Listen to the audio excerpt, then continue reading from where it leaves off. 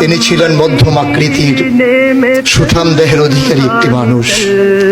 তার চুলগুলো ছিল ঘাড় পর্যন্ত প্রলম্বিত, হালকা হালকা কোঁকড়ানো।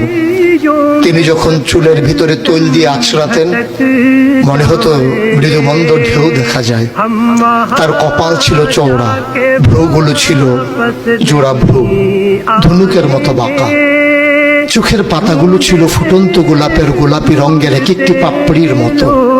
তিনি কখনো বা যখন চোখের পলক ফেলতেন, মনে হতো মৃদুমন্দ বাতাসে গোলাপ পাপড়ি যেন দোল খাচ্ছে। তার চোখের সাদা অংশ ছিল রক্তিমাভ সাদা, কালো অংশ ছিল কৃষ্ণ কালো। তার নাকটা ছিল খাড়া, নাকের ছিদ্রগুলো ছিল ছোট ছোট। নাকের নিচে ছিল সরু চিকন গোঁফ, গোঁফের নিচেই সেই গোলাপি রঙের ঠোঁট।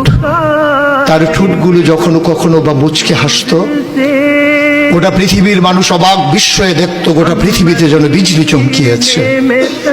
তিনি কখনো বা যখন এই রাস্তা দিয়ে হেঁটে যেতেন, এক মাস পরেও কখনো যখন সাহাবা হাঁটতেন, তার গায়ের জান্নাতি গন্ধ তারা পেতেন।